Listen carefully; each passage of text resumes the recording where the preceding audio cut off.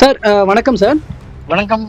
Sir இப்போ தற்போதைய சட்டமன்ற தேர்தல் முடிவுகள் வெளியாயிட்டு இருக்கிற சிச்சுவேஷன்ல தமிழக வெற்றி கழகம் 3 இலக்கத்துல வாங்கியிருக்கிறாங்க. 108 இடங்கள் பக்கம் இப்போ முன்னிலையில போயிட்டு இருக்கிறாங்க. 2ஆம் இடத்துல அதிமுக கூட்டணி இருக்கு, 3ஆம் இடத்துல திமுக கூட்டணி இருக்கு. இது எப்படி பார்க்குறீங்க சார் இந்த முடிவுகளை? முதல் பாயிண்ட், திமுகக்கு எதிரான அலை வீசுது அப்படின்றத புரிஞ்சுக்கலாம்.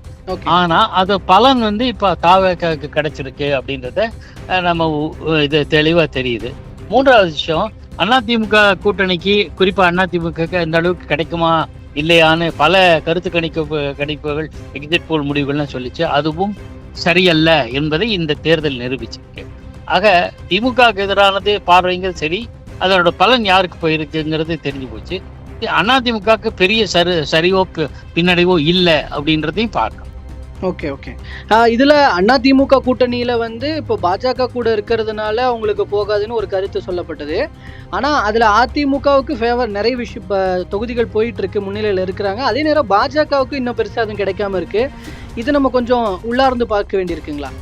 கண்டிப்பா. ஏன்னா பாஜகவில் நான் இப்போ கொஞ்ச நேரத்துக்கு முன்னாடி வரையில் கவனிச்சதுல ஒரு சில பேரை தவிர பெரும்பாலான பாஜக வேட்பாளர்கள் பின்னடைவை சந்திச்சிருக்காங்க. ஒரு கட்டத்தில் 27 பேர் வேட்பாளர்களுமே பின்னடைவு சந்திச்சாங்கன்னு நான் பார்த்தேன். இப்ப எப்படி அவர் தெரியல, கடைசி நிலவரம் எப்படி ஆகும் தெரியல. அப்படின்னா பாஜக மீது பெரிய நம்பிக்கை இல்லை. அதிமுகவோட உழைப்பு, குறிப்பா எடப்பாடி பழனிசாமியின் உழைப்பு, இந்த தேர்தலில் கடும் உழைப்பை கொடுத்தவர் எடப்பாடி பழனிசாமி அப்படிங்கிறதுல எனக்கு செகண்ட் ஒப்பீனியன் கிடையவே கிடையாது. ஸோ இதெல்லாம் பார்க்கும்போது நிச்சயமாக அதிமுக மக்கள் ஆதரவு தருகிறார்கள் அப்படிங்கிறத ஓரளவு புரிஞ்சுக்கலாம் நம்ம. ஓகே. இதுல தமிழக வெற்றி கழகத்தினுடைய இந்த ஒரு முன்னிலை நிலவரம் அப்படிங்கிறது இந்த அளவுக்கு இருக்கும் அப்படின்னு நீங்க எதிர்பார்த்திருந்தீங்களா?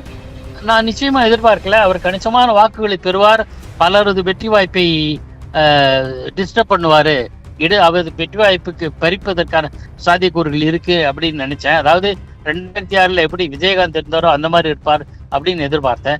இந்த மாதிரி அபரிமிதமாக வாக்குகள் அடிச்சிருக்காங்க. அது முழுக்க அவர் மீது நம்பிக்கை அப்படின்னு சொல்றதை விட அவரு புதிய வரவு இருக்க, இவங்களுக்கு ஒரு வாய்ப்பு கொடுப்போம் என்கிற மனநிலையாக இருக்கும் அப்படின்னு நான் பார்க்கிறேன். ஓகே ஓகேங்க சார். இதுல திமுக பின்னடைவை சந்திப்பதற்கான முக்கியமான காரணங்கள் என்ன அப்படின்னு நீங்க நினைக்கிறீங்க? ஒரே காரணம் திமுக தான். திமுக அமைச்சர்கள், திமுக ஆட்சி, அதுதான் அந்த திமுக வீழ்ச்சிக்கு காரணமே தவிர எல்லா விதமான குறைபாடுகள், குற்றங்கள், புகார்கள், குற்றச்சாட்டுகள் எல்லாத்துக்கும் ஆளானது திமுக ஆட்சி. குறிப்பா என்ன நடக்கிறதுன்னு முதலமைச்சருக்கு தெரியுதா இல்லையானே புரியல. நான் இப்போ கிளம்புறது வரையில் நான் ஒரு அலைவரிசையிலிருந்து கிளம்பிட்டு இருக்குதுங்க. இப்ப கடைசியா நான் பார்த்ததுல கொளத்தூர் தொகுதியில முதலமைச்சர் மு.க. ஸ்டாலினும், சேப்பாக்கம் திருவல்லிக்கேணி தொகுதியில துணை முதலமைச்சர் உதயநிதி ஸ்டாலினும் பின்னடைவை சந்தித்ததாக 4வது சுற்றுல தெரிய வந்தது. இதே இப்படியே நீடித்தால் மிகப்பெரிய அதிர்ச்சியாகத்தான் இருக்கும் என்பதில் மாற்று கருத்து இல்லை. அதாவது திமுகவின் செயல்பாடுகள் தான் அவர்களது வீழ்ச்சிக்கு காரணம் என்பது என்னுடைய ஒரே கருத்து. அந்த செயல்பாடுகள் ரீதியாகவே வரீங்க சார். இப்போ அரசு ரீதியாக அவங்க மகளிருக்கு கொடுத்ததாக இருக்கட்டும், பள்ளி மாணவர்களுக்கு, கல்லூரி மாணவர்களுக்கு, இந்த மாதிரி நிறைய விஷயங்கள் கொண்டு வந்தது, தமிழ்நாட்டினுடைய பொருளாதார வளர்ச்சியை கொண்டு வந்ததுன்னு நிறைய விஷயங்களை முன்வைக்கிறாங்கல்ல. ஆனால் மக்கள் அதையெல்லாம் பார்க்கலையா? ஏன் மக்கள் இந்த முடிவுக்கு மாறினாங்க? இப்போ அந்த மாதிரியான விஷயங்களை தாண்டி சட்டம் ஒழுங்கு பிரச்சனைகள், கஞ்சா போதை, இந்த மாதிரியான விஷயங்கள் அதிகமான தாக்கத்தை ஏற்படுத்தி இருக்கு, இதையும் மீறி அப்படின்னு நம்ம புரிஞ்சுக்கிறதா சார்? நலத்திட்டங்கள் தமிழ்நாட்டு கட்சிகள் தந்தது புரிது இல்லை. புரட்சி தலைவர் எம்ஜிஆர் சத்துணவு திட்டம் கொண்டு வந்தார். ஜெயலலிதா அம்மையார் காலை அம்மா உணவு கொண்டு வந்தார்கள். தொட்டில் குழந்தை திட்டம் கொண்டு வந்தார். இதெல்லாம் பல நல்ல திட்டங்கள், நலத்திட்டங்கள் கலைஞர் கருணாநிதி ஆட்சியில கூட தந்தார்கள். ஆனால் அது மட்டும் போதாது, அதெல்லாம் தேவை. அதை தருவது நல்லதுதான் சமுதாய முன்னேற்றத்துக்கு. ஆனால் பாதுகாப்பற்ற சூழலை திமுக ஆட்சி ஏற்படுத்தியது என்கிற பரவலான எண்ணம் எல்லா மக்களுக்கும் இருந்திருக்கிறது.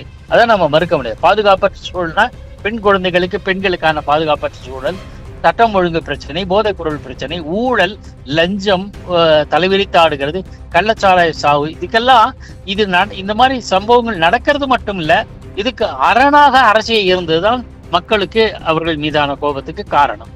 ஓகே. இதுல எக்ஸிட் போல்ஸ்லாம் வந்திருந்தப்போ, அதுல பிரதானமாக திமுக கூட்டணி தான் ஜெயிக்கும்னு சொல்லியிருந்தாங்க. ஆனா இங்க எக்ஸிட் போல்ஸ எல்லாம் உடைத்து நொறுக்குகிற வகையில இப்போ தேர்தல் முடிவுகள் வந்துகிட்டு இருக்கு. இந்த இடத்துல நம்ம ஏதாவது சில விஷயங்கள ரீகால் பண்ணணும்னா என்னென்ன விஷயங்கள ரீகால் பண்ண வேண்டியிருக்குங்க சார்? ஒண்ணு நான் வந்து ரீகால் பண்ணணும்னா எனக்கு கொஞ்சம் தெளிவுபடுத்த முடியுமா? அதாவது இல்ல ஐ மீன் இந்த மாதிரி எக்ஸிட் போல்ஸ் எல்லாமே வந்து நம்மளுக்கு பொய்த்து போகும் அப்படின்ற அந்த பாயிண்ட்ல நம்ம சில விஷயங்களை கவனிக்க வேண்டியிருக்கான்னு கேக்குறேன். இருக்கு. கடந்த காலங்களில் கூட எக்ஸிட் போல் பொய்த்து போனது. இப்ப 2024 மக்களவை தேர்தலில் பாஜக அறுதி பெரும்பான்மை பெரும் 370 இடங்கள் கிடைக்கும் அப்படின்னு சொன்னாங்க. ஆனா அவங்க மெஜாரிட்டியே கிடையாது. இப்போ 2 கட்சிகளோட ஆதரவுல தான் மத்தியில மோடி அரசாங்கம் இயங்குதுன்றது நமக்கு எல்லாருக்கும் தெரியும். இந்த மாதிரி கடந்த காலங்களில் பல சம்பவங்கள் நடந்திருக்கு. 2014 ஜெயலலிதா அம்மையார் வெற்றி வாய்ப்பு இழப்பார், மக்கள் நல கூட்டணி 3வது போஸ்ட் வந்துச்சு அப்படின்னு எதிர்பார்த்தாங்க. ஆனா 2016 ஜெயலலிதா அம்மையார் மீண்டும் ஆட்சி அமைத்தார். மக்கள் நல கூட்டணி வெற்றி வாய்ப்பே இழந்து விட்டது, பெற முடியாம போச்சு. இது மாதிரி சம்பவங்கள் நடந்ததுக்கு எக்ஸிட் போல் பொறித்தது போனது உண்டு. ஆனால் இந்த மாதிரி பல நிறுவனங்கள் சீராக கொடுத்திருக்காங்கன்னா, ஒன்று அவர்கள் நடத்திய ஆய்வு சரியானதல்ல, சரியான திசையில் போகல அப்படின்னு இருக்கலாம். இரண்டாவது கருத்து கணிப்பை ஒட்டி அவங்க முடிவெடுத்திருக்காங்க, கள ஆய்வை உண்மையாக நடத்துறாங்களான்ற ஒரு சந்தேகத்தை கிளப்பியது 2. மூன்றாவது இது அரசியல் பார்வை. இதை நான் முற்றிலும் ஏற்கவும் இல்லை, நிராகரிக்கவும் இல்லை. ஆட்சியில் இருந்த திமுகவினுடைய நெருக்கடி இப்படியெல்லாம் செய்ய வேண்டும் செயற்கையான தோற்றம் உருவாக்கி இருப்பார்களோ அப்படிங்கிற எண்ணமும் எனக்கு தோன்றுகிறது. மூன்றாவது கட்டத்தில் என்ன முழுமையான உடன்பாடு இல்லை இருந்தாலும் அது இல்லை என்று முற்றிலும் ஒதுங்க முடியாத ஒதுக்கி தள்ள முடியாதுங்கிறது என்னோட கருத்து. ஆகையினால இந்த 3 ஃபேக்டர். அதனால எக்ஸிட் போல் நடத்தின மெத்தடாலஜியில நம்ம நிறைய மாற்றங்கள் கொண்டு வரணும் அப்படின்னு நினைக்கிறேன் நான். ஓகே. இதுல 4வது முனையாக இருக்கிற சீமான், அதாவது நாம் தமிழர் கட்சி அப்படிங்கிறது இன்னும் பெருசா எந்த இடங்களும் பிடிக்காத சுச்சுவேஷன், முன்னிலை வராத சுச்சுவேஷன்ன்றது மாதிரி பார்க்கப்படுது. நாம் தமிழருடைய நிலை என்னன்னு நீங்க நினைக்கிறீங்க? நாம் தமிழர் வந்து அவர்கிட்ட சீரான அரசியல் அணுகுமுறை எனக்கு பிடிச்சிருக்கு. அவங்க சித்தாந்த பிடிப்போடு செயல்படுகிறார்கள், அதுவும் எனக்கு பிடிச்சிருக்கு. ஆனால் வாக்கு சதவீதம் கடந்த காலங்களில் மெல்ல மெல்ல அதிகரித்து கொண்டு மாநில கட்சியான அங்கீகாரமும் பெற்றிருக்காங்க. இதெல்லாம் பாராட்டத்தக்க விஷயம். நான் ஓரிரு இடங்களாவது நாம் தமிழர் கட்சி சட்டப்பேரவைக்கு இடங்களை வெல்லும் அப்படின்னு நினைச்சேன். அது நடக்குமான்னு என்ற சந்தேகம் ஏற்பட்டிருக்கு. அதற்கு காரணம் தாவேகா வந்ததுதான் காரணமா இருக்கும்னு நான் கருதுறேன். அதனால இது நாம் தமிழர் கட்சி முற்றிலும் களத்து விட்டு போய்விடாது, அது இருக்கும், மெல்ல மெல்லத்தான் வளருமோ என்கிற எண்ணம் தோன்றுகிறது. சார் ஃபைனலி ஒரு விஷயம், இப்போ இதில் ஃபர்தராக என்ன நடக்க வாய்ப்பு இருக்குன்னு நினைக்கிறீங்க? ஏன்னா இப்போ பிரதானமாக தாவேகா முன்னிலையிலே போயிட்டு இருக்கிறாங்க. ஃபாலோ அப்பில் வந்து அதிமுக அலைன்ஸ் அப்படிங்கிறது இருக்குது.